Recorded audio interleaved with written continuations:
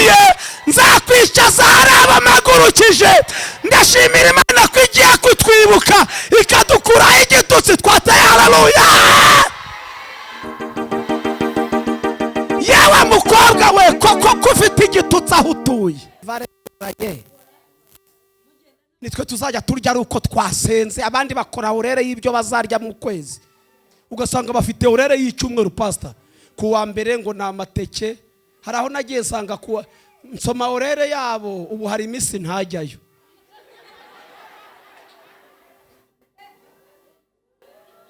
Nasomye urere y'icyumweru cyabo, hari iminsi ntajyayo. Nk'umunsi batekaho amateke sinajyayo. Iyo Imana ivuze ijambo riba riremye icyo rivuze, gusa twe ntitumenye ko cyaremwe. Noneho twakwakira telefone, twakwakira igitangaza tukagira ngo nibwo bibaye, kumbi byabaye cya gihe Imana ibivuga. Icyo niba Imana ivuze ngo dore irakwibutse igukuyeho igitutsi, bivuze ngo hari ikibaye, ahubwo igisigaye ni uko uzabona cyavuyeho. Umunsi wabibonye sibwo byabaye, ahubwo byabaye cya gihe kibivuga. Murakoze cyane, reka dukomere Imana amashyi tuyishimire.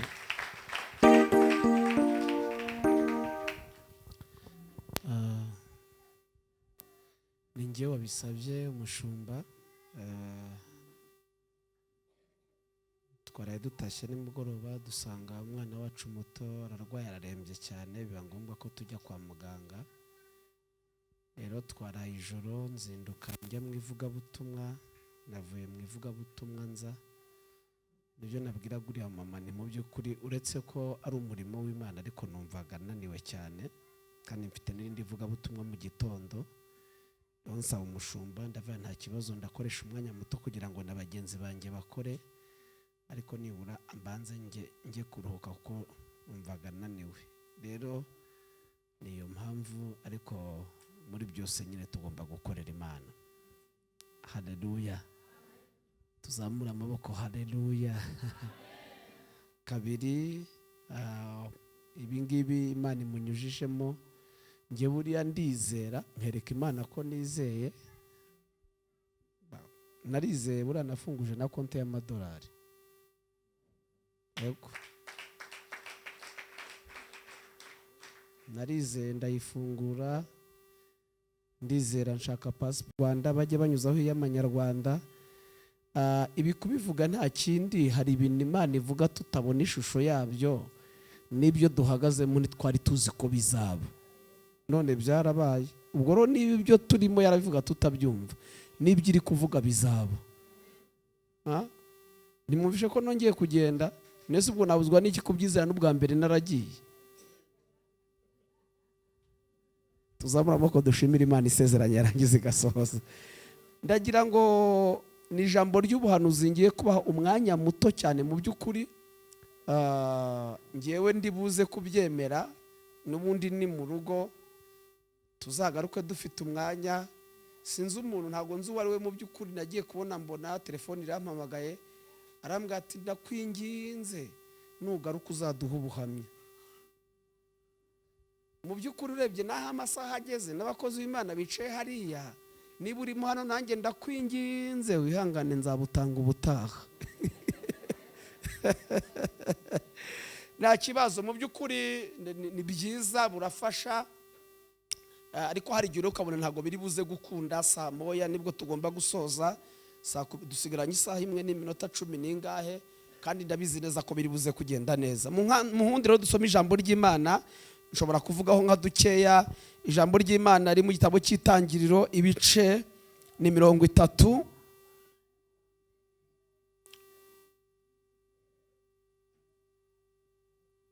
Ibice 30, umurongo wa 22 n'uwa 23. Ni ijambo ry'ubuhanuzi ngiye kubaha gusa. Hari ijambo rivuga ngo Imana yibuka Rasheli iramwumvira izibura inda ye, asama inda abyara umuhungu, ati Imana inkuyeho igitutsi. Adusubiremo. Imana yibuka Rasheli iramwumvira izibura inda ye, asama inda abyara umuhungu, ati Imana inkuyeho igitutsi. Dusoreze mu gutegeka kwa kabiri.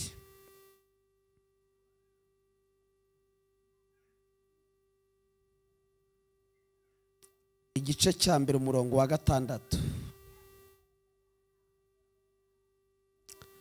Uwiteka Imana yacu yatubwiriye i Horebu iti igihe mumaze kuri uyu musozi kirahagije. Uwiteka Imana yacu yatubwiriye i Horebu iti igihe mumaze kuri uyu musozi kirahagije. Nimwakire neza ijambo ry'Imana. Mpera uwo muntu ikiganza umubwire ngo Imana irakwibutse igiye kugukuraho igitutsi.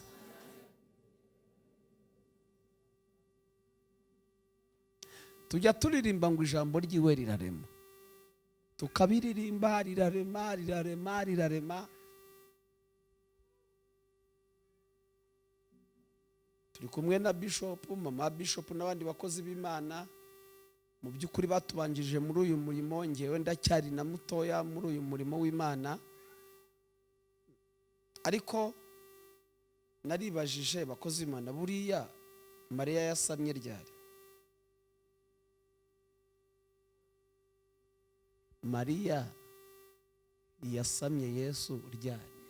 Ubundi umuntu ashobora kutibuka yenda, ariko akavatwa biri kose ni mu kwezi kwa 5. Ndavuga ku ruhare rwacu. Murabati yenda sinzi niba ari ku itariki zingahe nasamyeho, ariko uko biri kose abati ni mu kwa 5. Ashobora kutamenya umunsi yasamiyeho, ariko nibura ukwezi ntiyakuyoberwa. Kabati mu by'ukuri sinzi itariki, sinzi nasa, ariko ukwezi ni mu kwa 5 nasamye, nibwo namenye ko ntwite. Bivuze ngo agiye kwa muganga ati ndifite ibyumweru 2-3. Ni mu kwezi kwa 5 nibwo nasamye. None rero mumfashe, buriya mwebwe mwumva Mariya yarasamye Yesu ryari?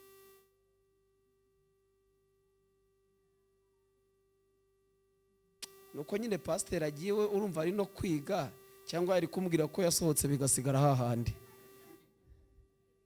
Ariko icyo nari nshatse kuvuga nganisha umuze kucyumva icyo nshaka.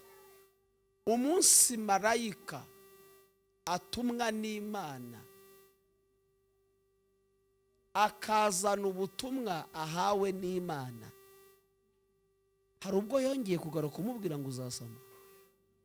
Yaje rimwe aravuga ngo uzasama inda. Umva uko mbitekereza.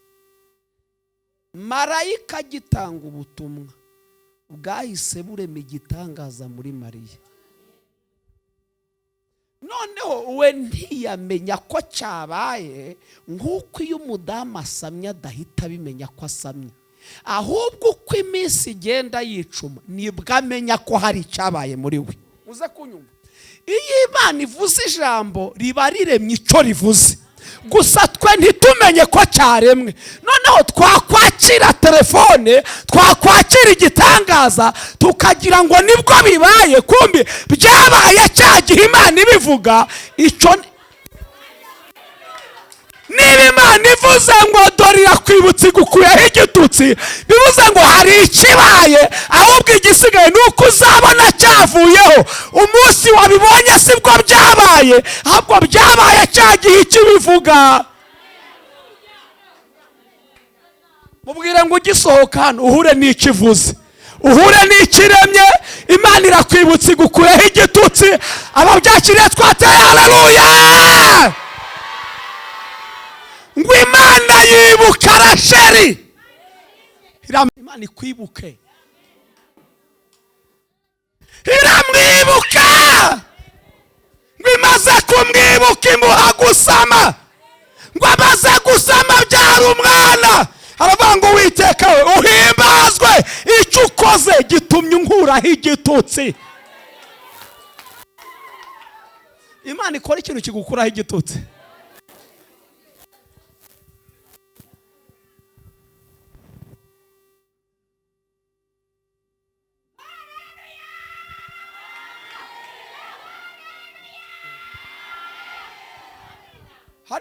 Hano harimo bari Imana yabwiye umugisha, ntabwo izawurema, yarawuremye. Igisigaye ni ukubahuza n'umugisha.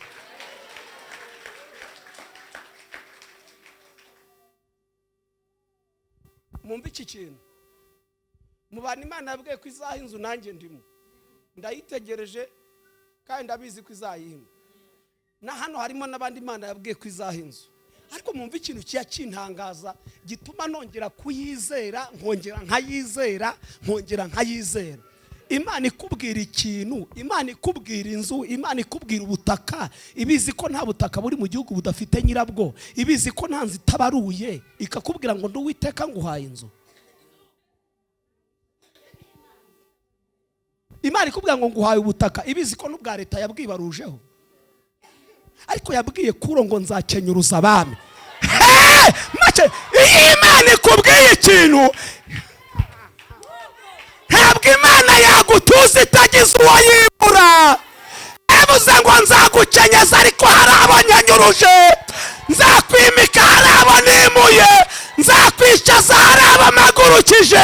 Ndashimira Imana ko igiye kutwibuka ikadukuraho igitutsi twataye. Haleluya! Yewe mukobwa we, koko ufite igitutsi aho utuye,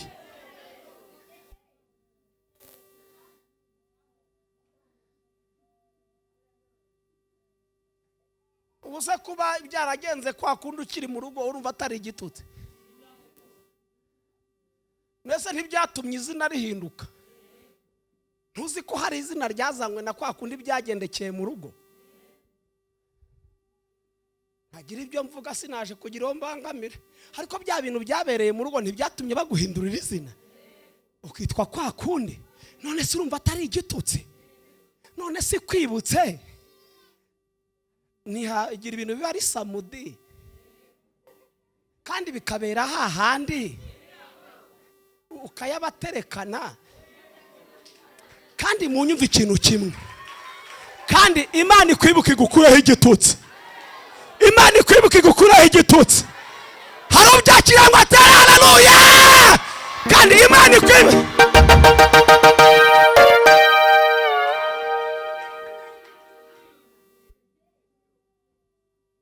Ariko naribajije ko umukobwa izina rihinduka kubera ko byagenze kwa kundi, kuki umusore we batarishatse? Kuki we ridahinduka?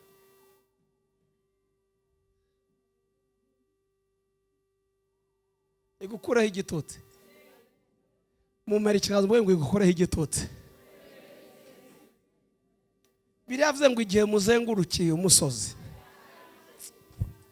niba ukibishaka ubigumemo, hari ibintu nahaze. Niba ukibishaka ubigumemo, hari ibintu nahaze. Ariko nitwe tuzajya twishyura minerivare,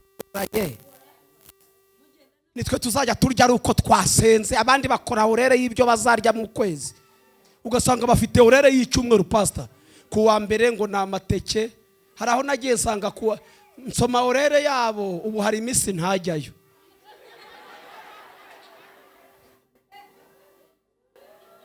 Nasomye urere y'icyumweru cyabo, hari iminsi ntajyayo. Nk'umunsi batekaho amateke sinajyayo.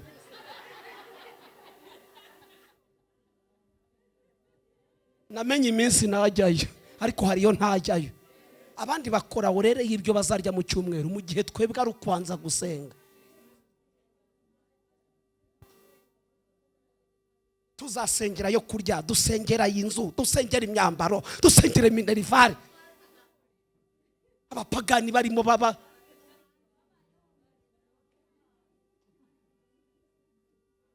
urumva idakwiye kukidukuraho. Njya mvaho mu rugo ngiye gutega nkasanga ikakwibuka bikamenyekana. Efeso haravuze ngo ibasha gukora ibiruta cyane ibyo dusaba n'ibyo twe, kuko imbaraga zayo ziri zidukoreramo. Yakwibukeje mu gitondo yigeze yibuka Abayuda. Umunsi umwe yibutsa Abayuda, uwari umuzamu agenda ku ifarashi, uwari minisitiri ajya inyuma y'ifarashi. Imana yakwibutse ibyari hasi bishyira hejuru. Iyo yakwibutse abari bicaye barahaguruka, abari bahagaze bakicara. Hari ubyakira ngo atanga abana atera haleluya, shimira Imana.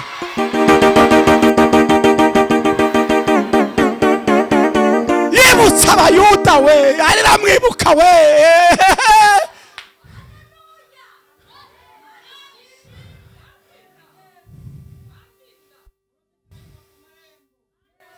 Mubwire ngo kirahagije. Imana iguha umugisha. Ikwibuka. Ikwibuka.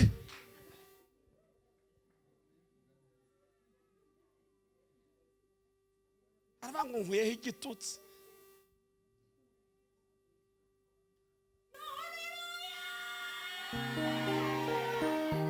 Uzi ko hari igihe umuntu yitwa umurozi atazi n'ibyatsi bivura inzoka.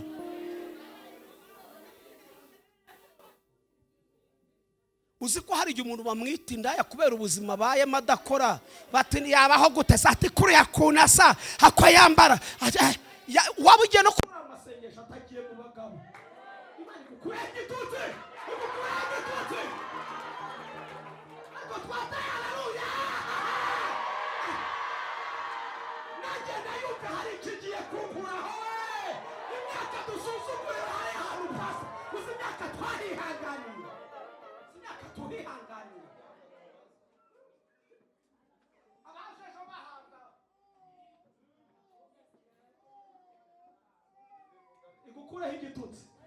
Mubwira ngo ikigukureho ako gaciro katagaragara, nigukureho igitutsi kazagaragara.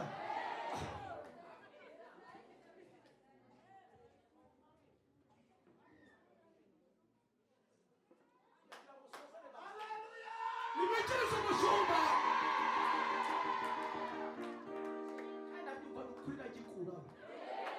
Mvuze ibyanditswe na John, mvuze ibyahumetswe n'Imana, ntagikuraho. Ariko hari ibyakiriye ngo atere haleluya. Iragikuraho, iragikuraho. Efeso haravuze ngo ibasha gukora, irabashije. Imana yacu irabashije we, irabashije, irabasha.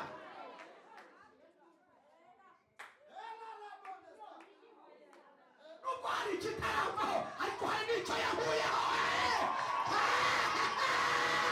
Yewe hari ibitaraba, ariko hari ibyabaye. Uwari nayiwabo uyu munsi afite umugore n'abana.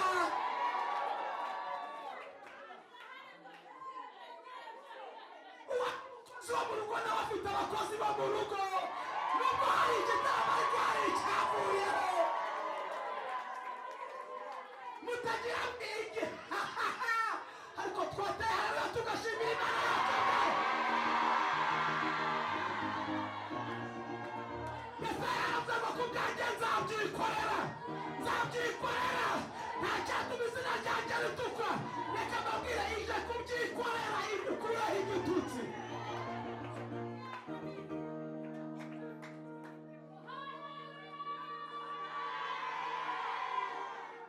Nabyumvishe hano hari abantu bagiye kuremerwa ubuhamya bushya. Hari abantu Imana igiye kuremera ubuhamya bushya. Icyaduka byacira. Hari ubuhamya buhamaze iminsi.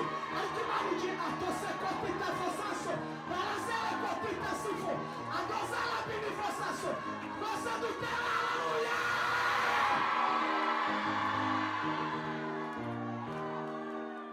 Igihe mumaze kuri uyu musozi. Kirahagije.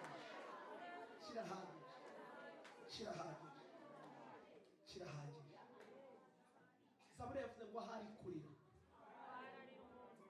ariko gaca mu gitondo. Uwarayarira ugaca mu gitondo avuze impundu. Mubwire ngo ngiye kugutungura. Ubwo mwitanye ngo ngiye kugutungura.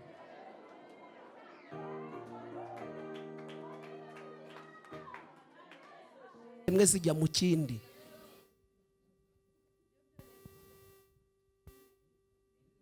Iyo cyatemwe haba hari ibindi bigifite amashami, zijya mu bifite amashami zikazagaruka cyashibutse.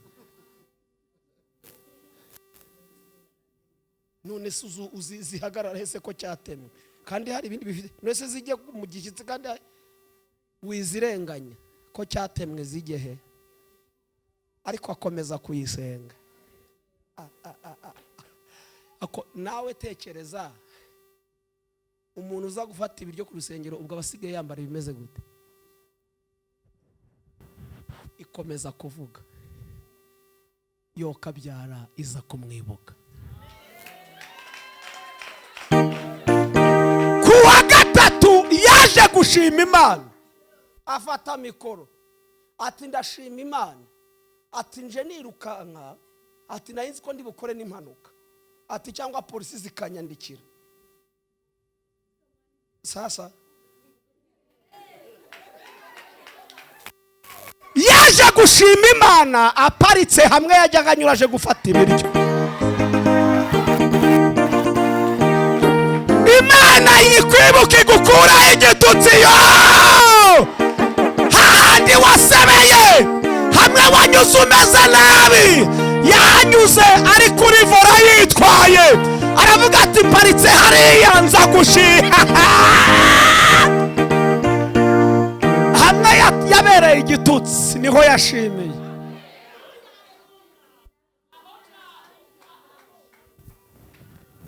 Wagize ngo uwo ngo butaha naza ntibamumenye se? Wagize ngo azakomeza kwicara aho yicaraga se?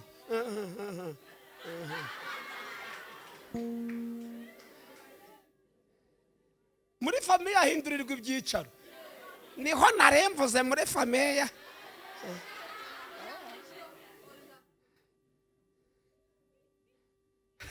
Kuko yakuweho igitutsi.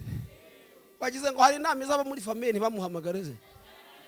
Kandi azi ubundi bantu bakuru, nge nari nzi ko umukuru w'umuryango kera byaturukaga ku myaka. None uyu munsi ntabwo umuntu aba umukuru w'umuryango kubera imyaka. Iyo afite gutya ayobora abasaza kandi ari umwana. Reka dusenge, mumpera ikiganza ubwire ngo irakwibutse igukuyeho igitutsi.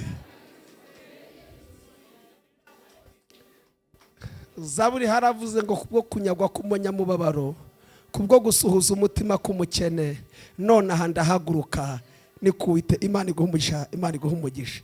None aha ndahaguruka ni kuwiteka avuga, ndashira mu mahoro, ndashira mu mahoro, ndashira mu mahoro.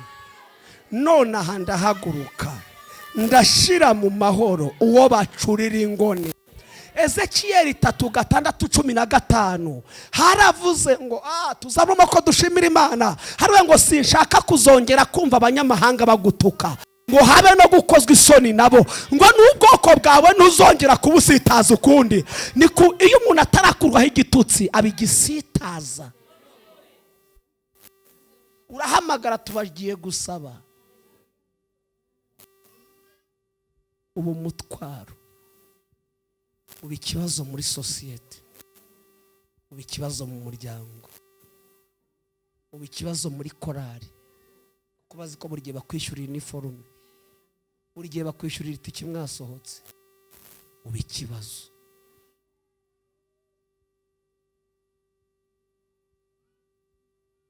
Ariko iyi Imana ikwibutse ntabwo komeza kuba umutwaro. Ndashansengera ahangaha maze kubona abantu bahuye n'akaga n'amakuba ariko baba hafi y'Imana. Ndi umuhamya wo kubihamya ko ari Imana yibuka. Niba mbyibuka ku cyumwe nababwiye witwa mu Makendra twasenganaga ku Muhima, wajya guza mu rusengero azanye igikoma cy'umwana mu kabido k'akaritiro. Bariza ari abanyamashuri ariko akajya azana igikoma cy'umwana mu kabido k'akaritiro. Ariko twasenga ikamuga ngo nduwiteka nzakugirira neza, kandi ikamubwira ko izamugirira neza yazanye igikoma mu kabido.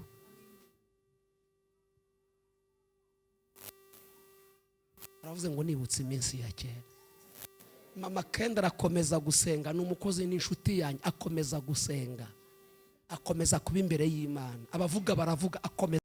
Abasaga mu rusengero n'igikoma mu kabido uyu munsi batuye muri Canada. Utuye muri Canada se ninde utakwifuza gutunga nimero ye? Ninde se wayifuzaga azana igikoma mu kabido? Nta wakwifuza gutunga nimero yawe, ariko hari igihe bazajya bayishakisha. Ndashaka ntagize koko.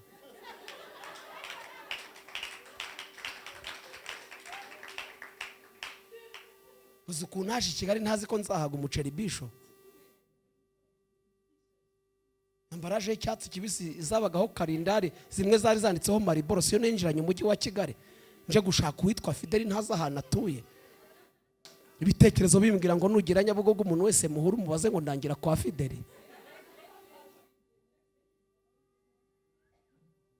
Si musaza wa Julienne Kabanda witwa Majege, sinajyaga muvomera amajerekani 12 muri Sahara kugira ngo mbone umuceri wasigaye ku masahane. Nawe n'uwitwa Kayitesi wahakoraga 2008 sinari mayibobo mba muri Eto Kicukiro, ndara muri toilette kuri wanje Gikondo, ntunzwe n'ibyo kurya byo muri puberi. Ariko najya gusenga Imana ikavuga. Nirebe ko naraye muri toilette ikavuga iby'izangwe. Imana ntabwo yivuga iby'izakora ihera ku byo dufite. Ntabwo ikivuga ihereye ku mateka duhagazemo, ivuga ihereye ku bushobozi yifitemo, kubera ko n'ikidaharira kirema. None uwari mayibobo uyu munsi arubatse umudamu n'abana, uwaryaga muri puberi uyu munsi nawe arahaha. Iyo nkubwira ndayizi kuraho igitutsi amateka agahinduka, kandi iyo yakuyeho igitutsi n'amazina arahinduka.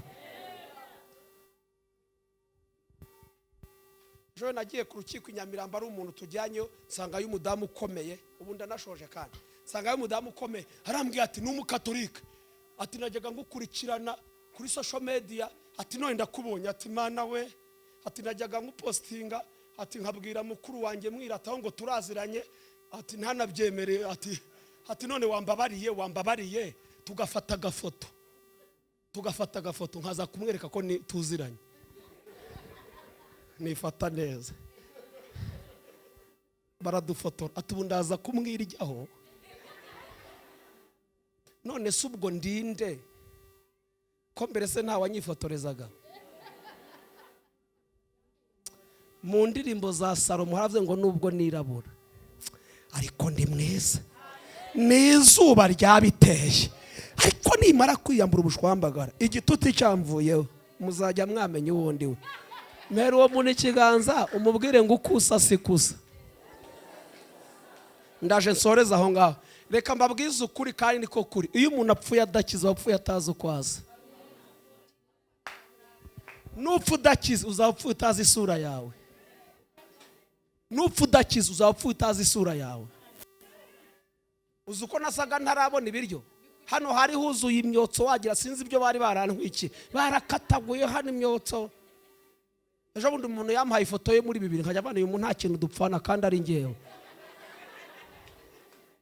Namwe wazana ifoto zanyu zo muri 2000 wagira birabaho ko tuzasa ntikurerekanwa, ariko mwahagurutse ntamara n'umwanya w'abandi tugashimira Imana ko idukuyeho igitutsi.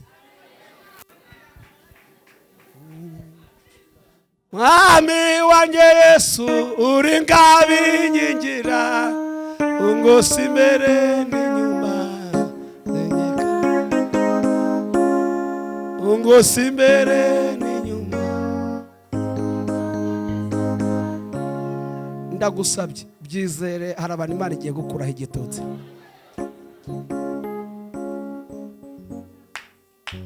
Uyu mwaka urarangira hano harimo abantu Imana ikoreye ubukwe, ntidusigaranye amezi angahe, urarangira hano harimo abantu ishingiye.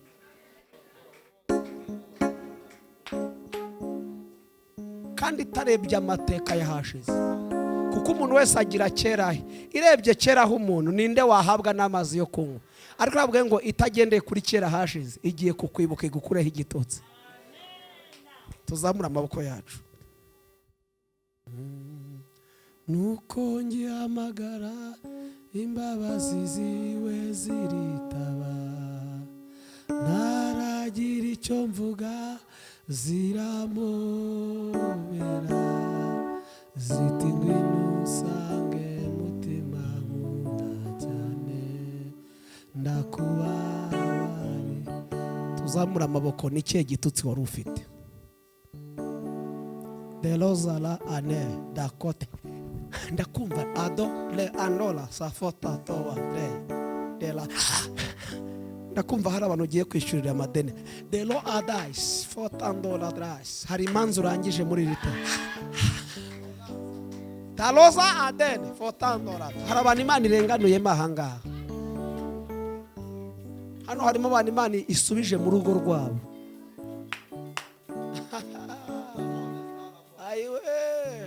Hano harimo umuntu watangiye ibintu none byarahagaze. Imana irambwiye ngo ibiteye supidi, ishizemo vitensi igiye gutuma ibyo bintu byari byarahagaze byihuta. Kandi reka mbabwize ukuri, atari amarangamutima, muri iri teraniro Imana yakirijemo indwara. Tuzamura amaboko no kuri dushimira Imana. Siko bizahora kuba mutegereza. Kandi nukuri muhumure, ntawe uzamwara igukuyeho igitotsi. Tuzamura amaboko tugiye gutera eshatu zo gushimira Imana, nta kindi. Nukuri nanjye ndahamanya n'umutima wanjye, ndumva hari igitutsi Imana igiye gukura ku bwoko.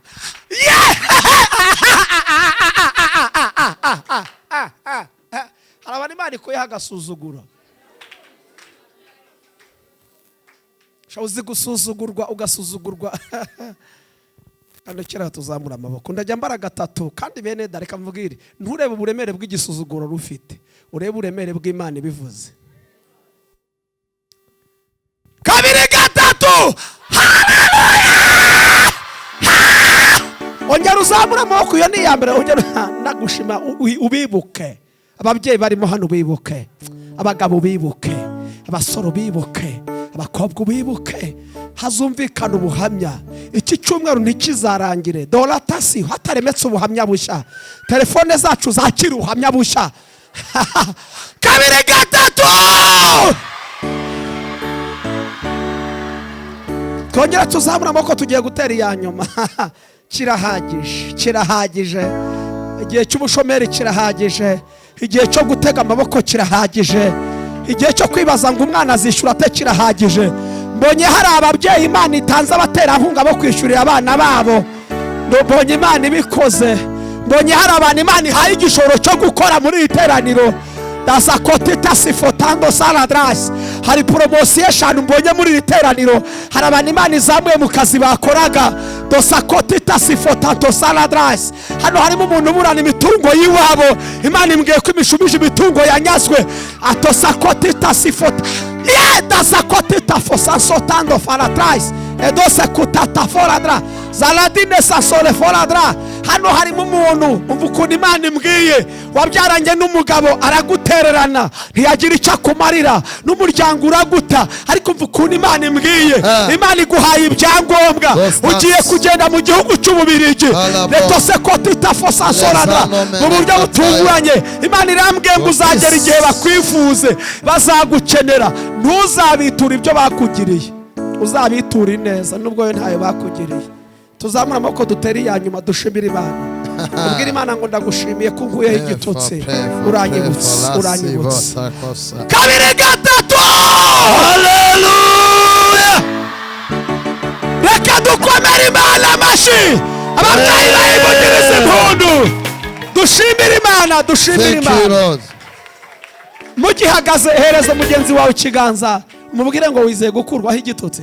Wizeye gukurwaho igitutsi. Mubwire ngo abantu barakwibagiwe ariko yirakwibutse. Abantu barakwibagiwe ariko yirakwibutse. Kandi yigarutse ntibisiga nkuko yabisanze. Kandi yigarutse ntibisiga nkuko yabisanze. Igihe wari umaze kuri uyu musozi kirahagije. Igihe wari umaze kuri uyu musozi kirahagije. Twese dukomere Imana amashyi, ababyeyi bayivugirize impundu.